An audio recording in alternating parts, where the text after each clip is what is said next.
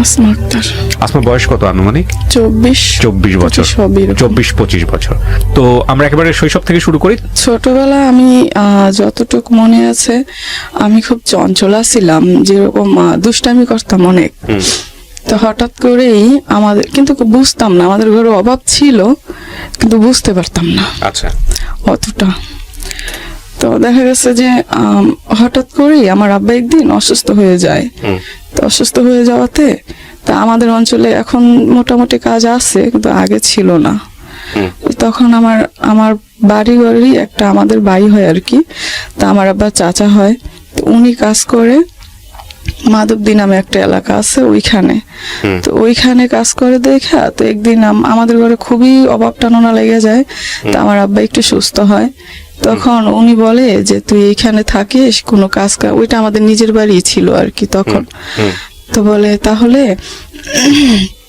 তুই আমার সাথে চল, আমি গাজা লাগাই দিব, সপ্তাহে 1000-1200 টাকা পাবি। এটা কাকে বলে? আমার আব্বাকে বলে। আচ্ছা, তখন আপনি কি একেবারে ছোট? মানে শুনেছেন এই গল্পগুলা? আমার মনে আছে একটু একটু মনে আছে। আপনার ভাই বোনের মধ্যে আপনার পজিশন কি? আমি 2 নাম্বার। 2 নাম্বার। কয় ভাই বোন আপনারা? আমরা 4 ভাই বোন। 4 ভাই বোন। হ্যাঁ, 3 বোন 1 ভাই। 3 বোন 1 ভাই। জি বলেন, তারপর ভাই সবার বড়। তখন আমি দেখি তো আমার আব্বা ওখানে যায়, ওখানে যাওয়ার পরে তো কিছুদিন পরেই চলে আসে, মানে সপ্তাহে আবার বিল পাইলেই। তো হঠাৎ করেই আস্তে আস্তে আশাটা কমাই দিছে। আচ্ছা। আস্তে আস্তে আশাটা কমাই দেয়। তখন মা খালি ভাবে যে কোথায় এসে। তা আব্বা বলে যে তখন তো আর ফোন ছিল না। তা আব্বা বলে যে এরকম এরকম কাজ, এসে হ্যান ত্যান এরকম বলে। তো মাও বিশ্বাস করে নাই। তো আগের মতন আর আব্বা আমাকে অনেকটা পছন্দ করতো মেয়ে হিসাবে, কিন্তু পরের থেকে অতটা বেশি টান নাই। যেমন আগে যেমন আয়া পড়তো, খালি হইতো যে তোরা ছাড়া ভাল লাগে না। তো হঠাৎ করেই এরকম করে। তো একদিন আমার আব্বা বলে যে চল তোর ফুপিদের বাসায় নিয়ে যায়। আমার ফুপি তখন পুরান ঢাকা থাকে, ওখানে চাকরি করে, মানে কেমন যেন একটা ব্যবসা করে আর কি। তো ওইখানে নাকি কাজ দিবে, অবটান না দেখা। আপনাকে বলে ফুপির কাছে নিয়ে যাবে? আমার মাকে বলে। মাকে বলে যে কাজ করবে, আমাদেরকে ওইখানে রাখবে। ওকে। তা আমরা যাই, যাওয়ার পরে কয়দিন পরে উনি চলে যায়। মানে ওই জায়গাটাই চলে যায় আমার ওনার বোনের বাসায় দিয়া। আচ্ছা। তো আমার ফুপি 1 সপ্তাহ রাখে, তারপর আমার ফুপি আর রাখতে চায় না। তা আমরা আসবো বা কি ব্যাপার ট্যাপার বুঝে না আমার মা। তখন আমি ছোটই মোটামুটি। আমার আম্মা বলে যে তাইলে কি করবেন এখন, তাহলে একটা কাজ বিছরাই দেন। তখন একটা বাসায় কাজ বিছরাই দেয়। তো কাজ বিছরাই দেওয়ার পরে তো ওই বাসাটা আমার ভাই আর আমার মারে নেয়, যেহেতু আমি ছোট ছিলাম আমায় নেবে না। আচ্ছা। তো আমার ভাইয়ের নেয়। তো আমি কোথায় থাকবো? তো আমি ওই বাসাটা আমার মা সারাদিন কাজ করে পেটে পাতে, কোনো টাকা নাই আর কি। তো আমি যাইলে ওই মহিলা খালি আমার মার সাথে অনেক খারাপ ব্যবহার করে। তো এক পর্যায়ে আমার মা রাগে বলে, আমি বলি মা আমার খিদা লাগছে। তো বলে যে খিদা লাগলে এখন আমার কাছে আসিস কেন, তোর বাপের কাছে যাইতে পারিস না? আমি কি করবো, যা মানুষের কাছ থেকে খুঁজা খাগা। তো আমি ট্রাই করছি, কিন্তু আমি কেউ মানে একটা রুটিও দেয় নাই। তারপরে ওখান থেকে বাসায় আসি। আসার একটু পরে রাস্তায় একটা মহিলা দেখি। ওই বাসাটা মনে কয়তলা, 2 তলায় নাকি 3 তলা নাকি 4 তলা ছিল। আমার মায়ের জেনে আসছিল ওইটা 3 তলায় ছিল। 2 তলায় এরকমেরই ওই লোকগুলো যে ব্যবসা করতো বাতের, ওই ব্যবসাটাই ওই বেটাও করে। তো ওই বাসায় একটা মহিলা কাজ করে। ওই মহিলাটা আমার দেখে প্রায় সময় সিঁড়িতে বসে থাকি। তো বলে যে তুমি কোন বাসায়? আমি কাজ করি না, আমার মা কাজ করে, আমার রাখে না। তো কয় যে তাহলে তুমি কি কাজ করবা? তুমি শুধু ভাত দিয়ে আসবা। তা আমি বলি যে কোথায়? কই যে এইখানেই। তো আমি খুশি হয়েছি যেহেতু উপরে আমার মা। তো আমি বলি হ্যাঁ, মার কাছে বলি। তখন মারে ডাইকে আনছি।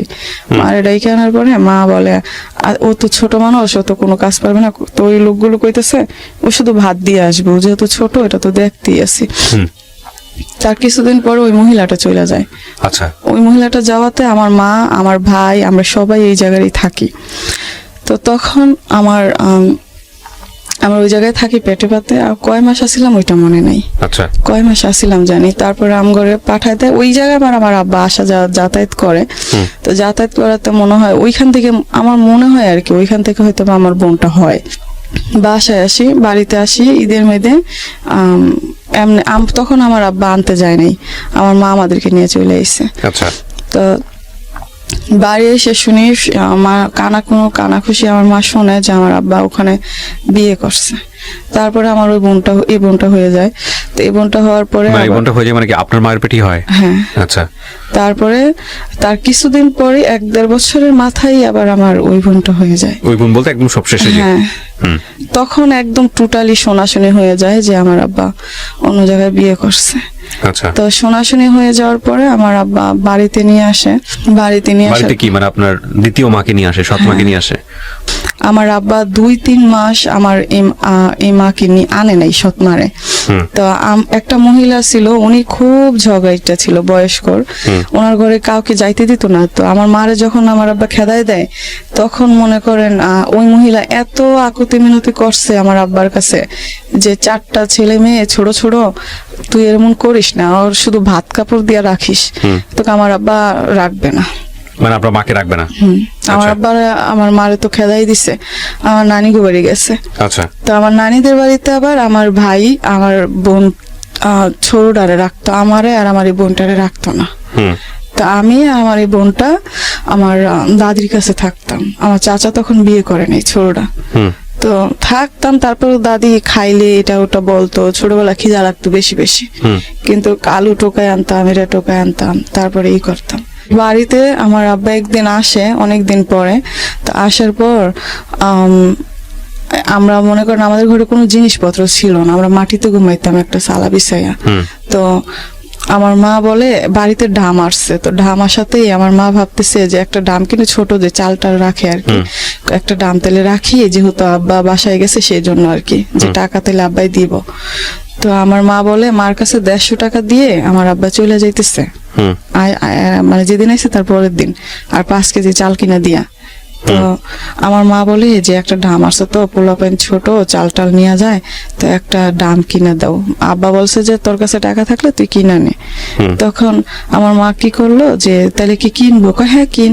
তা আমার মা একটা ডাম কিনছে 100 টাকা দিয়া। আচ্ছা। তো কেনার পরে আমার আব্বা রাগ হয়ে যায়, তখন রাগ হয়ে আমার মারে টাকা না দিয়ে চলে যায়। তো ওই 5 কেজি চাউল দিয়া আর 50 টাকা দিয়া আমাদের খুব কষ্ট হইতো। তারপরে আমার মা দেখতাম খালি কান্না করে। তা আমি আর আমার ভাই মা ভক্ত ছিলাম প্রচুর। তা আমার মাকে বলতেছি, মা বলতেছে যে চাল ডাল নাও, একটু খুঁজা মাইজা খাওয়া যায়, কিন্তু আমরা লার্কি কোত্থেকে আনবো, মরিচ কোত্থেকে আনবো, এরকম চিন্তা করতেছে। তা আমার আব্বা তো 1 সপ্তাহ গেল, 15 দিন গেল, 2 সপ্তাহের উপরে, 1 মাসও 15 হয়ে গেছে, আসে না। তো মা খালি বলতেছে এতদিন হয়ে গেছে তার আব্বা আসে না, ফোন দিলে পায় না, এটা ওটা খবর পাঠায়, খবর নাই, এই সেই কোনো করে না। তারপরে আমরা আমরা চকের থেকে কাঁচামরিচ এনে দিতাম, মারে সিদ্ধ করে দিত। তারপরে টমেটো এনে দিতাম, সেটা সিদ্ধ করে দিত। লার্কি টোকাইতাম, সারাদিন চকেই থাকতাম। তো এরকম করে টমেটো আনতাম, আলু আনতাম, পেঁয়াজ আনতাম, আইনা তারপরে মারে দিতাম। তো ওগুলো দিয়ে তারপরও ভালো আছিলাম আর কি, মায়ের কাছে আসতে পারতাম সারাদিন শেষে। তো হঠাৎ করেই আমার মারে আব্বা সৎমারে নিয়ে আসে, সৎমারে নিয়ে আসার পরে মারে খেদাই দেয়। তো নানিদের বাড়িতে আমগরে রাখে না, শুধু আমার ভাইয়েরে আমার মারে রাখে আর আমার ছোট বোনটারে রাখে।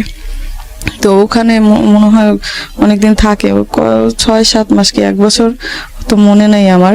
তো ওখানে থাকার পরে তো ওইখানে আমার যাইতে পারতাম, দেখা যাচ্ছে যাইলে থাকতে পারতাম না। যেমন আমার খালা, আমার মামারা খুব রাগ করতো যে অনেক মানুষ এমনিতেই এটা ওটা, মারে অনেক কথা বলতো।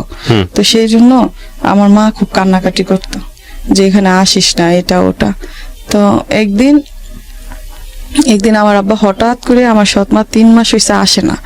তো 3 মাস হয়েছে আসে না, সবাই খুশি হয়েছে বাড়িঘরের মানুষও, যে তাইলে মনে হয় এগো কপালটা একটু শান্তি হইব। তো মনে হয় ওটা ইচ্ছা করে মনে হয় আসে না। তো আমার আব্বা আমাদের কাছে বলে যে চল তোর মারে নিয়ে আসি গা। তা আমরাও খুব খুশি হই যে যাক অনেকদিন পরে মারে একটু পামু। তারপরে আমার নানার কাছে যায়, নানা বলে যে তাইলে তোমার ওই বউ কি করবা, ওটারে ডিভোর্স দিয়ে দেবো। তো নানা বলে যে তাইলে তুমি ডিভোর্স দিয়ে দিলে তো ডিভোর্স পেপার পাঠাও, তারপরে আমার মায়েরে দেই। কয় না আগে দেন, তারপরে ডিভোর্স পেপার পাঠাচ্ছি। তা আমার মাও ভাবলো যে হয়তো বা ঠিকই, আর এখানেও তো কষ্টই আছি, ওইখানেও তো আমার মা পোলা প্যান্ডেটে নিয়ে একটু থাকতে পারবো, এই চিন্তা করে আমার মা অনেক বলার পরে আমার আব্বা, তা আমার মা আসে। আমার মা আসে, তো ওই দিন আমরাই নিয়ে আসি, আমার আব্বা নিয়ে আসে না। তো আমরাই নিয়ে আসি, খুব খুশি হই, সারাদিন খুব খুশি। এই যে মারে পাইছি, এনে যে কই অনে যে কই আরে কই ওরে কই যে মা আইছে মা আইছে। তো কইতেছি, তো মানুষও তো দেখছে যে এতটা দিন খুব কষ্ট ছিলাম, মানুষও খুব খুশি হয়েছে। হঠাৎ করেই আমার আব্বা বাজার করছে ওই দিন হালকা পাতলা, আমাদের ওদিকে সপ্তাহে টাকা পাইতো তো আগে। তো বাজার করছে হঠাৎ করে বাজার করার পরে আমার আব্বা বাজার করছে, আমার মা রান্না করতেছে। আমি আমার ছোট বোনটারে কোলে লইয়া, সন্ধ্যা তখন অন্ধকার হয়ে গেছে, এই ঘর থেকে ওই ঘরে অন্য মানুষের ঘরে আর কি যাইতেছি। তখন চিপায় আমার সৎ মারে দেখছি, উনি আসতেছে। ওইটা দেখা ভাই আমার মানে কলিজে এমন ভাবে চিপ দিছে যে এখন তো আমার আব্বাই তেলে আমার মার সাথে আর কথা বলবে না। তো ওইটাই হয়েছে। আমার সৎ মা আসার পরে আমার আব্বার কথা বলে না আমার মার সাথে। তো আমাদের নিজস্ব কোনো ঘর ছিল না, ওইটা আমার ছোট চাচার ঘর ছিল, আর আমার মেজো কাকার ঘর ছিল। তো হঠাৎ করে আমার যখন ওই সৎ মা আসে, তখন আমার আব্বা ওনার সাথেই কথা বলে, ওনার সাথেই খাচ্ছে, ওনার সাথেই উঠতেছে বসতেছে।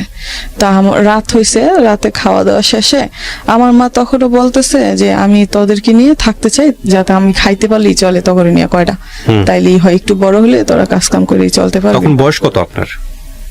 আমি জানি না, আনুমানিক। তো স্কুলে যান ওই সময়টাতে? না, স্কুলে যান না। আচ্ছা, বলেন। তারপরে দেখা গেছে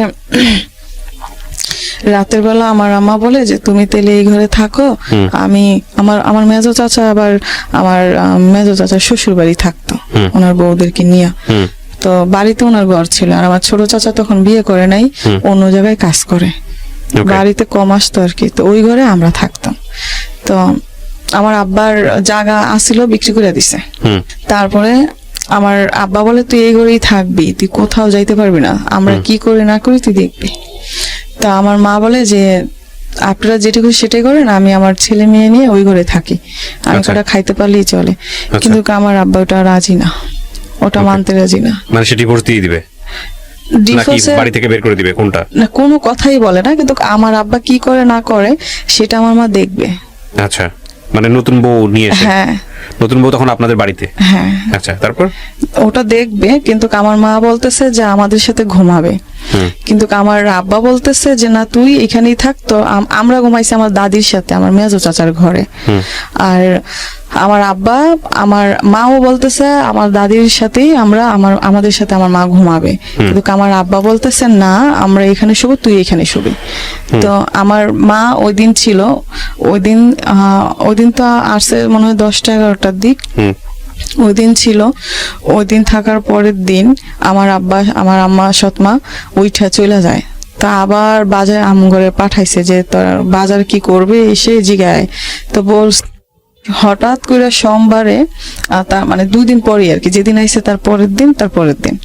তো হঠাৎ করে তখন বোধহয় রোজা ছিল, মা আবার বলছিল ভোরবেলা কয়ে ভাত খাবি, এখন কি করতে খাবি, খালি ভাত, তোর আব্বা যখন বাজার করে তখন খাইস।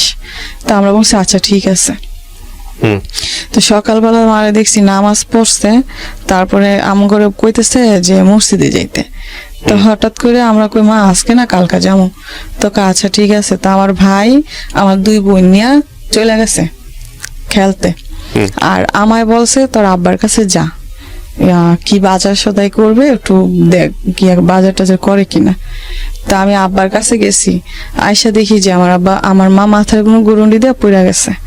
তো একটা মাইয়া ভাতের মান নিত আর কি, ওনাদের গরুরে খাওয়াইতে, উনি বিছান করে দিছে। তো মা শুইছে। তো আমি এসে দেখি আমার মা শুয়ে আছে। আমি বলি মা তোমার কি হয়েছে? আমার তো মানে একটু শরীরটা ভালো না, তো এখন তোদের তো মনে হয় খিদা লাগবে, কি যে করি রান্না। তা আমি বলতেছি যে কেমনে রান্না করে তুমি আমারে বলো, আমি রান্না করি। কয় যে তুই পারতি না, তুই হাতটা পুড়ে ফেলাবি। তা আমি বলি না আমি হাত পুড়বো না, তুমি দেখাই দাও, তুমি বইলা দাও তাইলেই হবে। তো দেখাইতে যাওয়ার পরে তো আমগো বাড়ি ঘরের একটা ফুপি, তো ও যার মাধ্যমে আমার আব্বাই কাছে গেছে আর কি, হ্যাঁ ভাগ্নি। তো হ্যাঁ আমি বলতেছি আমাদের ফুপি হয় ওই লোকটা। তো আমি বলি যে আপনি না আমাদের চুলাটা একটু এদিকে দিবেন, আমি রান্না করবো। তো হ্যাঁ আলগায় এদিকে দেয়, মানে মাটির চুলা আর কি, আলগা। তো দেয়, তা আমি মা আমার বইলে বইলে দিতেছে যে এমনে এমনে এমনে এমনে। হুম তো হঠাৎ করে ভাত বলক আইসা পড়ছে। হুম তো আমার মা বলতেছে টয়লেটে যাবে, তো এমনিতেই আমার দাদি আইছে, দাদি কই জানি গেছে আর কি। হুম। তো দাদি আইছে, এর ভিতরে কিন্তু আমার ভাই যে আমার বন্ধুকে নিয়ে খেলতে গেছে আর বাড়ি আসে নাই। হুম তো তো আমি আমার মা বলতেছে টয়লেটে যাবে, তো তা আমাদের টয়লেটটা ছিল আমাদের এই ঘরটা, আর ওই পাশে আমার আবার চাচার ঘর আছিল জি ওই ঘরের পিছন দিয়া। হুম তো আমার আমার দাদিরে বলছি যে দাদি এমন এমন মা নাকি টয়লেটে যাবো। তখন ওই যে মেয়েটারে কইছি যে এদিকে চুলাটা দিতে, ওই চুলাটাই দেয়। হুম। ওই চুলাটা ওই মেয়েটারও কইছি যে তুইরা নেওয়ার কথা, তো নিয়ে যায়। তো ওই কোনায় যাওয়ার পর আমার মা বলতেছে টয়লেটে যাবে না। তো বদনাটা হয়েছে আরেকজনের।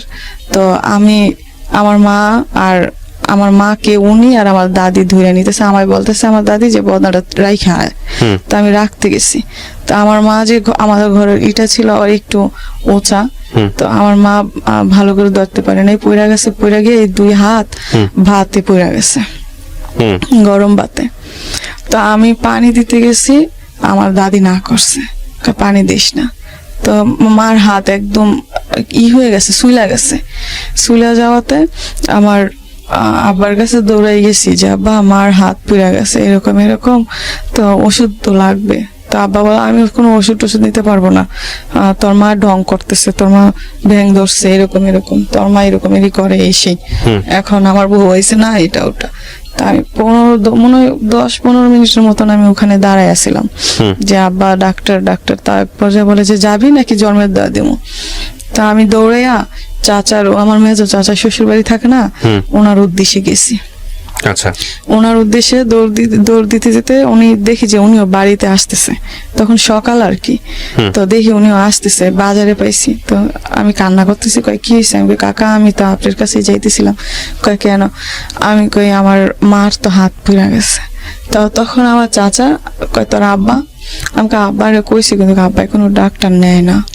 তখন আমার চাচা একটা ফার্মেসির ডাক্তার নিছে, উনি কি জানি দিয়াইছে।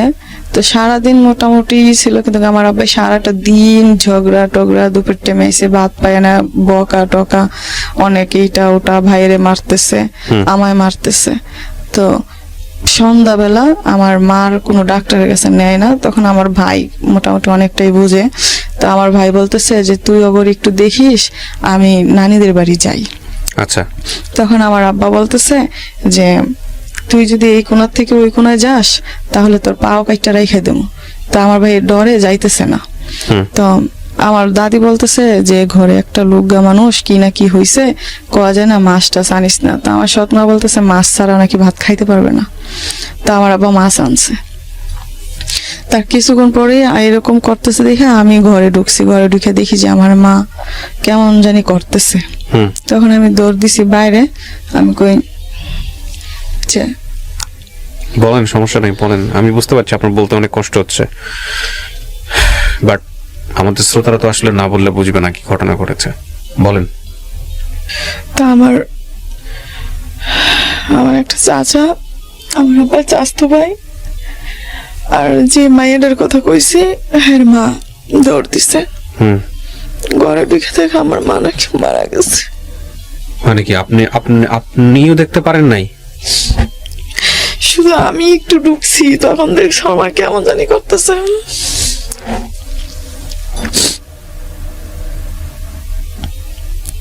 এই পোড়া থেকেই শুরু হয়ে গেল এরকম? কোথায় পড়েছিল? ওই দিনই সব হয়েছে। কোথায় পড়েছিল? হাতে পড়েছিল?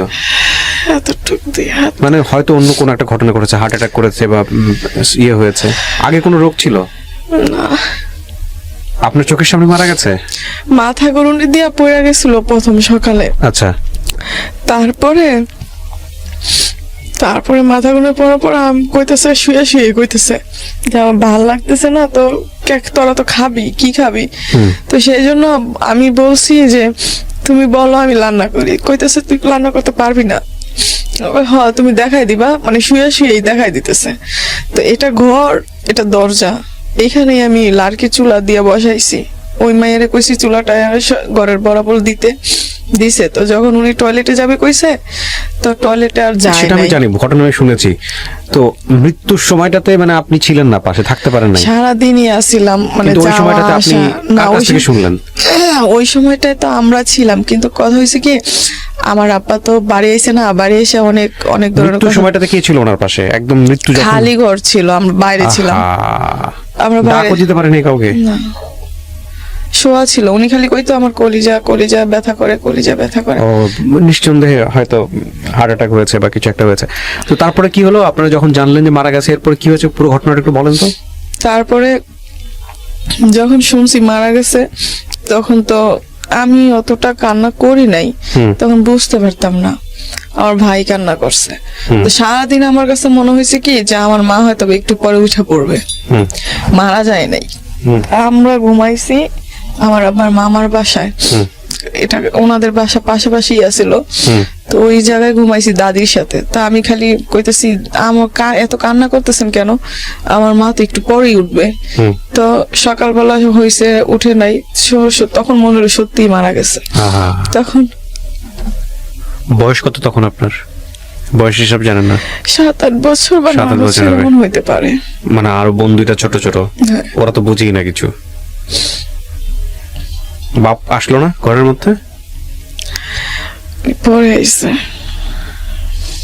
তারপর ভাইটা কই ছিল? হ্যাঁ, ভাইটা এখানে। ওইখানেই ছিল? ওই যে ভাই কিছু বস- বলতো না বাপকে? না, ভাই আমার থেকে 3.5 বছরের বড়। ওকে, 10-12 বছর বয়স। তারপর কিছু বলতে পারি না, কারণ আব্বা কি ছিল মারতো আর কি, তাই। তারপরে মাটি দিয়ে দিছে। মাটি দেওয়ার পরে আমরা বাসায় ছিলাম ওই দিন। তার পরের দিন আমার নানিদের বাড়ি নেওয়া যায়। তারপরে ওখান থেকে আবার আমাদেরকে এখানে দেওয়া যায়, আমার নানিরা রাখে না। তো থাকি, এই সৎ মায়ের ঘরে? হ্যাঁ থাকি। থাকার পরে আমার আর বোন যদি বলে যে পায়খানা করবে, প্রসাব করবে, আমার সৎ মা আসলে বলা যাবে না। আমার বোনকে শুধু শুধু চিমটাইতো।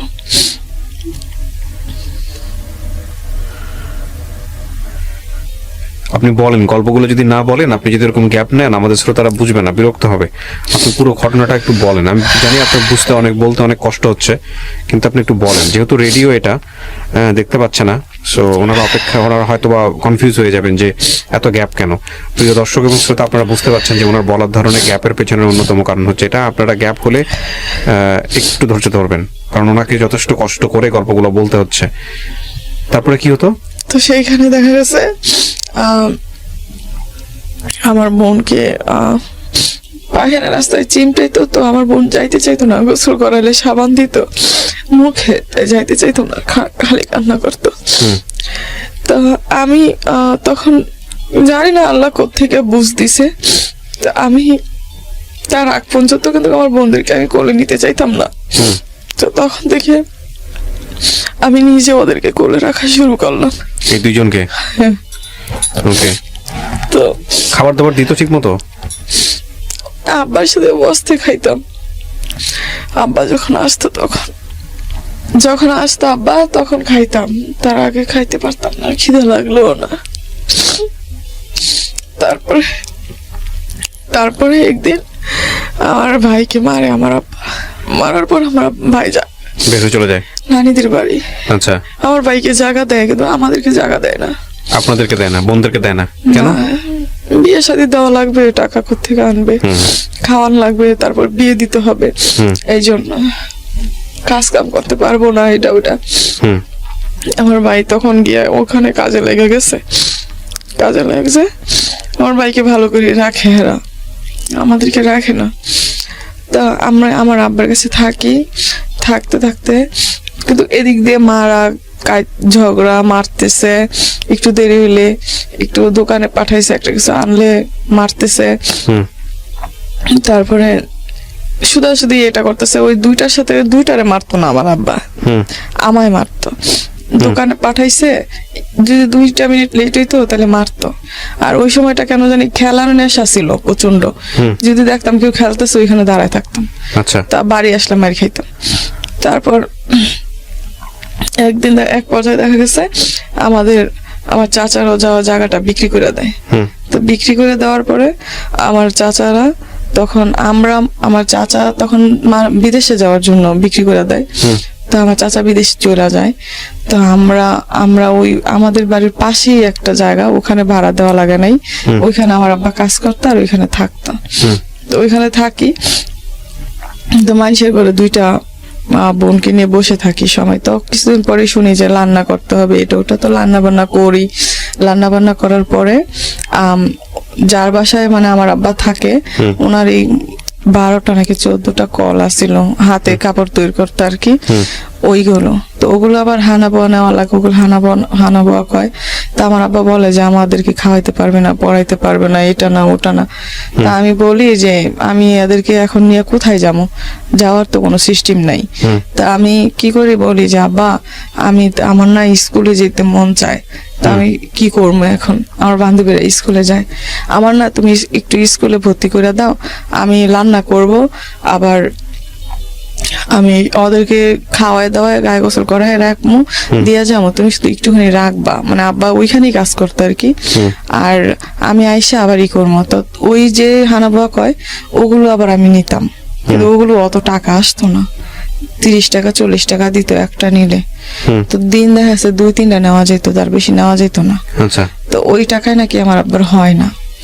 তো একদিন দেখা গেছে আমার আব্বা এমন অবস্থা করছে, 1 মাসও হয় না স্কুলে গেছি, কয় এই সবারই ডাইকে আনছে, কয় এই কি এর স্কুলে যায়, এখন স্কুলে যায় নাকি, নাম লিখতে পারে না, কিছু না, এটা ওইটা। তারপরে স্কুলে যাওয়া বন্ধ করে দিছে। তো এই দিক দিয়ে আমার বোন দুইটা একটু বড় হইতেছে। আচ্ছা। আর আমার আব্বা এই তারপরে বাড়ির পাশে কাজ করতাম একটা বাসায়, ওইখানে কাজ করে ওইখানে আবার 1000 টাকা করে মাসে দিত। তো ওই টাকাটা আমার আব্বাই নিয়ে আইতো, নিয়ে আসতো। তারপরও আমার আব্বাই 2 দিন পরে পরে ঝগড়া করতো, বাড়ি এসে একদিনও করতে পারতাম না, একবেলা খাইতে পারতাম না, বসতে পারতাম না। তা আমার বন্ধুকে মনে করেন রাত্রেবেলা সারাদিন এইটা এটা কই না, আর বন্ধুটা খালি কান্না করে, আপু তুই যাইস না, আপু তুই যাইস না। তো আমি না গেলেও হয় না, আর গেলেও এই জায়গায় বইয়া থাকলেও হয় না। তো এক পর্যায়ে আমার আব্বা চলে যাওয়ার পরে তো আমার ভাই আবার বিয়ে করে। আমার ভাই যখন আমার ভাই একেবারে কম বয়সে বিয়ে করে। তো আমার ভাই নানিদের বাড়িতেই তো আছে। তা আমার ভাই যখন ভুল হয়েছে, আমার আব্বা যখন যায়, তখন আমার বোনদেরকে আমি রাখা শুরু করি। আচ্ছা। আমি রাখা শুরু করি, তো আমি আস্তে আস্তে রাখি, আস্তে আস্তে ওরা বড় হইতেছে, আমি মানুষের বাসায় কাজ করতেছি, এই কাজ করতেছি, ওই কাজ করতেছি, ওদেরকে তারপরে নিজে না খাইয়া খাওয়াইতেছি। এইভাবে কাপড়ের একটা জিনিস চাইলে অনেক চেষ্টা করতাম দেওয়ার লেগা, হয়তোবা এখন চাইলে এখন দিতে পারতাম না, হয়তোবা অনেকদিন পরে দিতে পারতাম, তারপর চেষ্টা করতাম। আবার বেশি দামি হলে দিতেও পারতাম না। তো এমনিতে দেখা গেছে আমার ভাই বিয়ে করে ফেলে, আমার ভাই খোঁজ খবর নেয় না।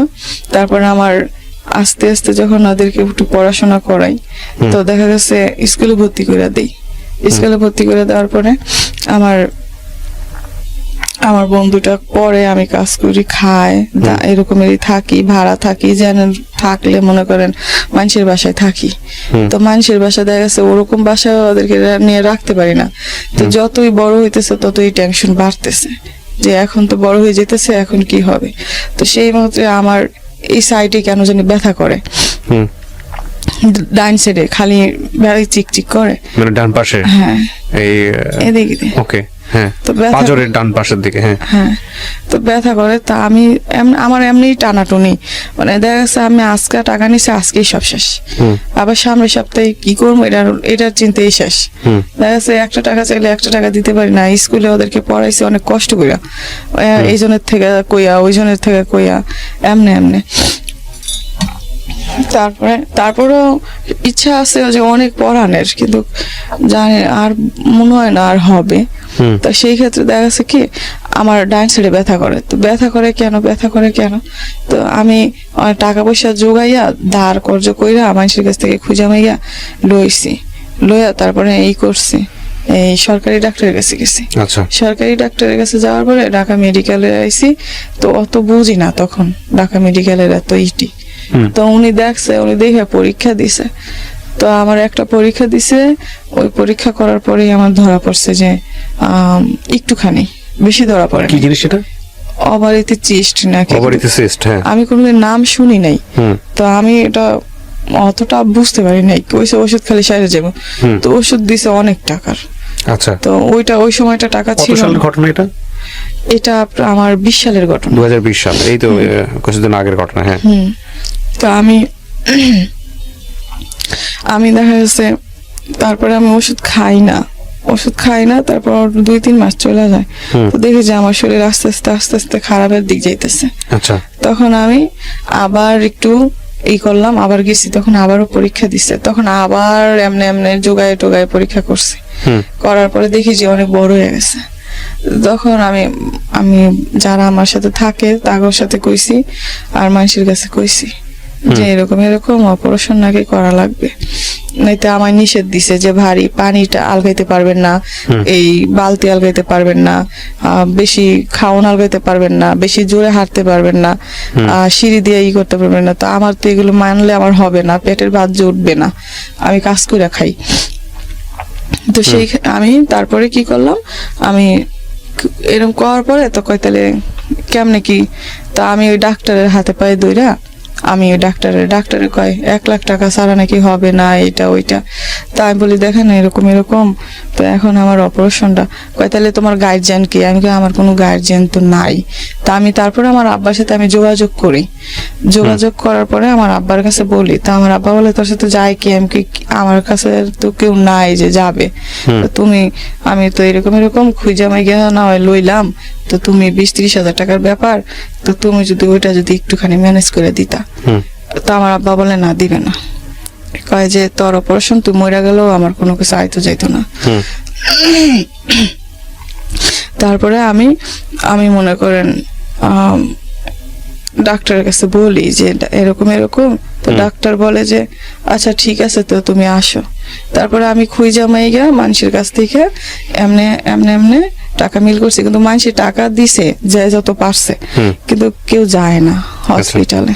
আচ্ছা, কেউ নাকি, আমি বলি একটু সাইনটা দিবেন, কয় না কেউ দিত না, মানে বনসই অপারেশনের জন্য, হ্যাঁ, কিন্তু কেউ দিবে না। তা আমার 2টা বোনেরই আমি নিয়ে গেছি। তারপর ডাক্তার আমার অপারেশন করছে।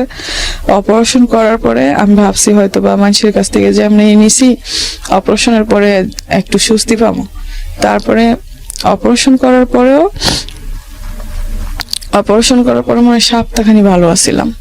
তারপরে দেখি যে আবার ওষুধ লাগে, এটা লাগে ওইটা লাগে, ওগুলো আনতেই পারি না।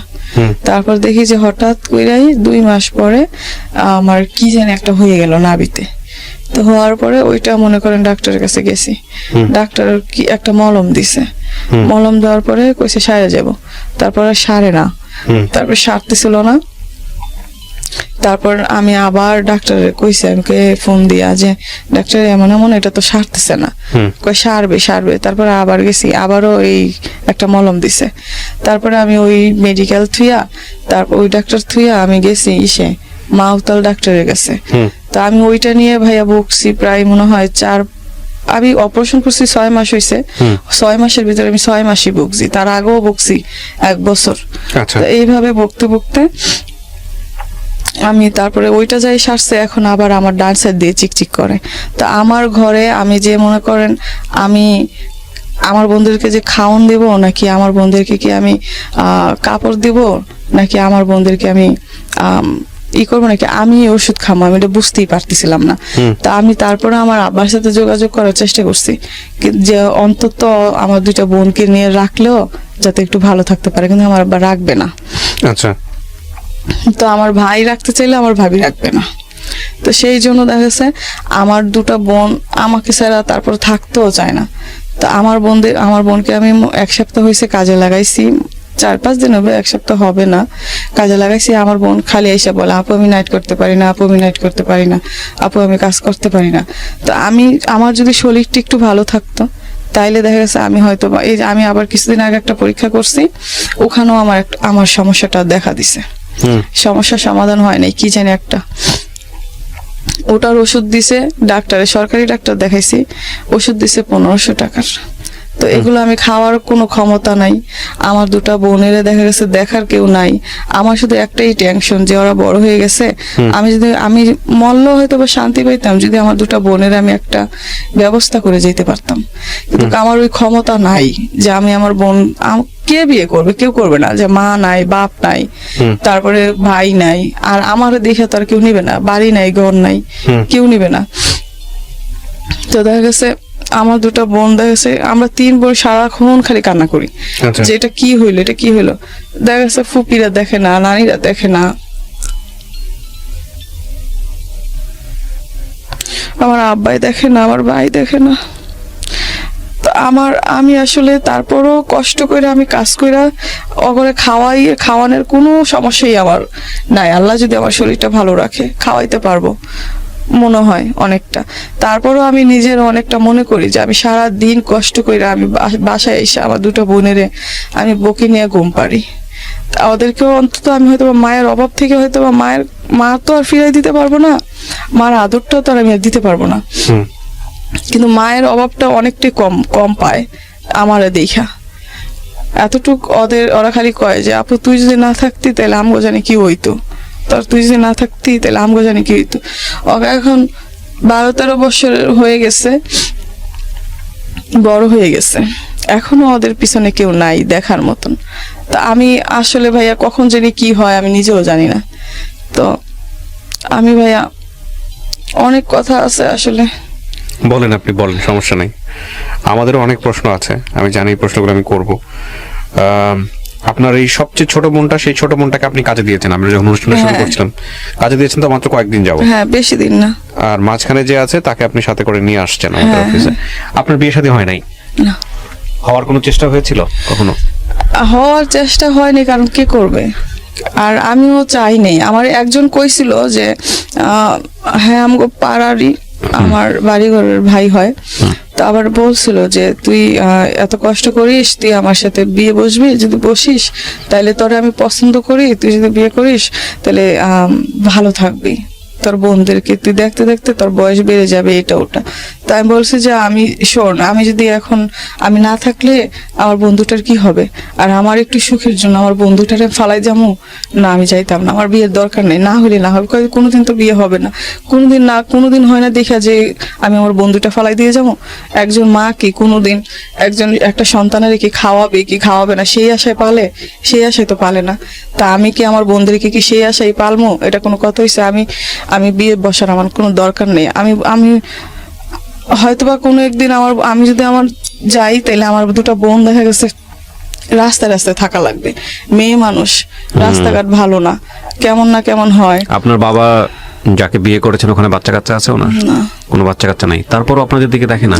ওনার নাকি কি সমস্যা এখন বলে, কিন্তু আমার আব্বাই বেশি।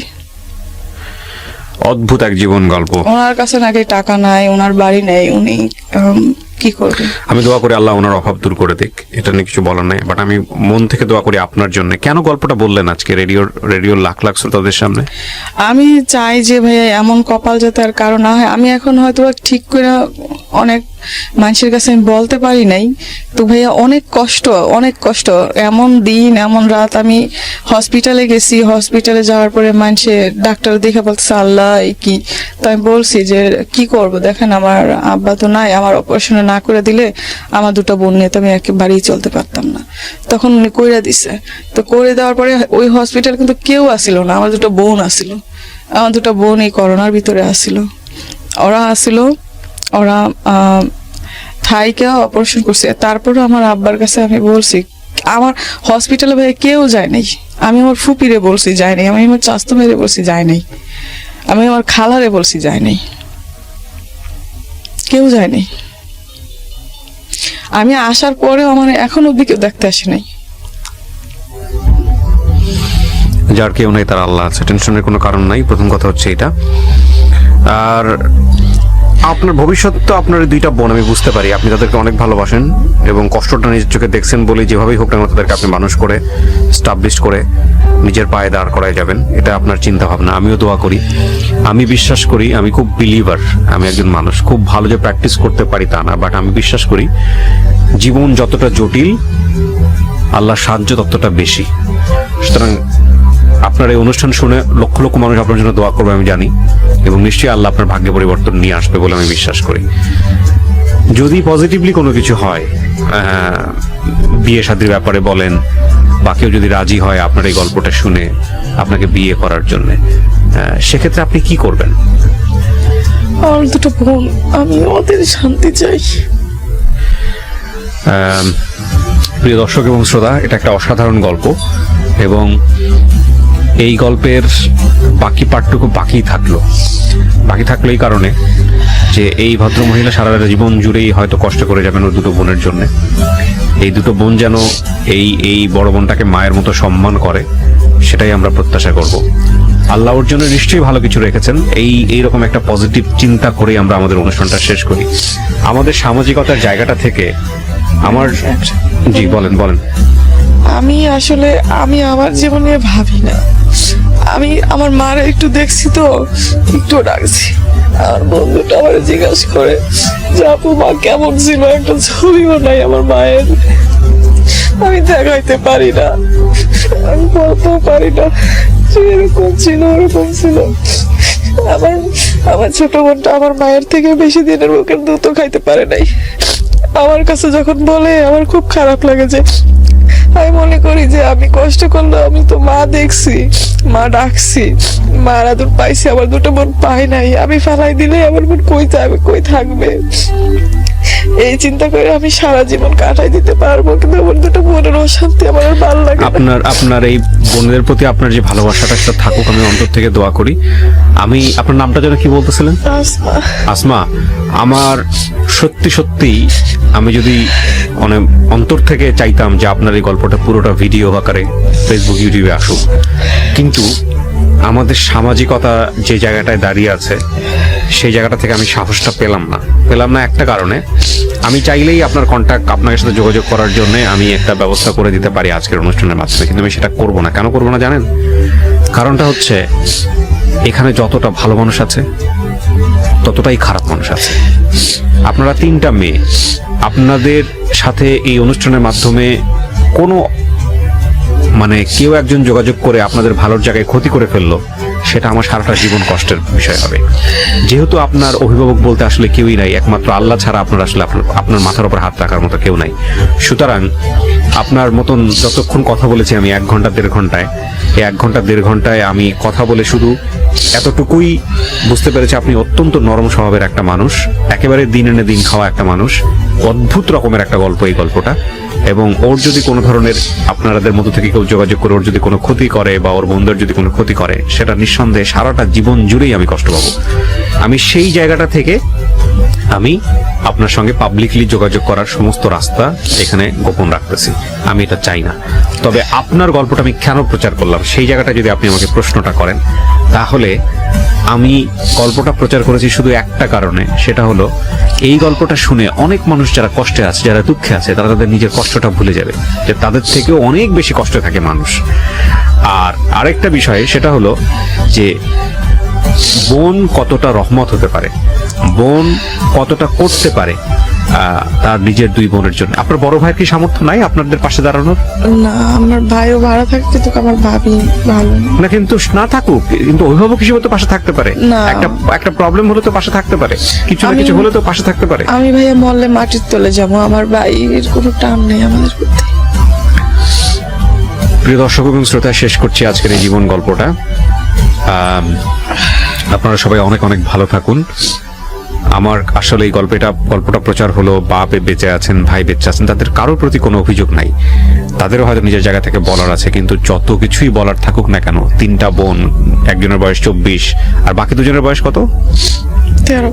13-12 বছর করে বয়স। এই 3টা বোনকে যখন এরকম ফ্যামিলি থাকার পরেও ফ্যামিলি লেস হতে হয় আমাদের সমাজে, এরকম অনেক আছেন, তখন তাদের জীবনের কি অবর্ণনীয় গল্প হতে পারে সেটা আপনারা নিশ্চয়ই জানেন। আপনি যে কাজ করেন সেটা সুতা কাটার কাজ, আমাকে বলতেছিলেন অনুষ্ঠান শুরু করার আগে, না?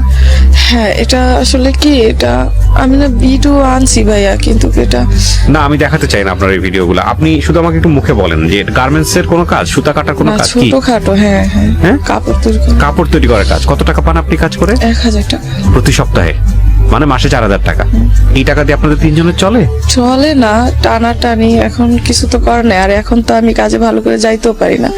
আমি লিফটটা আনছি ভাইয়া, ওইটাতে আমার অসুস্থ আপনি? আবারও ধরা পড়ছে আচ্ছা। সমস্যা। এটা ইনফেকশনে কি জানি ধরা পড়ছে। এখন আমি আরো বেশি টেনশনে আছি। এতদিন দেখা গেছে 20-30 হাজার টাকা আমি মানুষের কাছ থেকে খুঁজা মাইয়া ধার হিসেবে অনেক ইটি করে করছি, এখন আর আমারই নাই। আমি দোয়া করি এই অনুষ্ঠানটা শোনার পরে যদি কেউ আপনার এলাকা থেকে হোক বা যদি কেউ আপনার পাশে দাঁড়ায়, সেটা নিঃসন্দেহে অনেক বড় ব্যাপার হবে। কিন্তু প্রিয় শ্রোতা এবং দর্শক, আমি আমার জায়গাটা থেকে ওদেরকে পাবলিকলি যে কন্ট্যাক্ট করার যে নাম্বারগুলো দেয়া বা ওনাদের ভিডিও ধারণ করা, সেটা আমি করলাম না একটাই কারণে। প্রিয় দর্শক এবং শ্রোতা, আমরা শেষ করছি আজকের এই জীবন গল্পটা। নিঃসন্দেহে এই জীবন আমাদের কাঙ্ক্ষিত নয়, কিন্তু এই জীবনে আমরা থাকি, এই জীবন থেকে আমরা অনেক কিছু শিখি। নিঃসন্দেহে আসমার জীবন পরিবর্তন হবে, এতটুকু পজিটিভ প্রত্যাশা নিয়ে আমরা আমাদের অনুষ্ঠানটি শেষ করতে চাই। সবাই অনেক অনেক ভালো থাকুন। আজকের মতো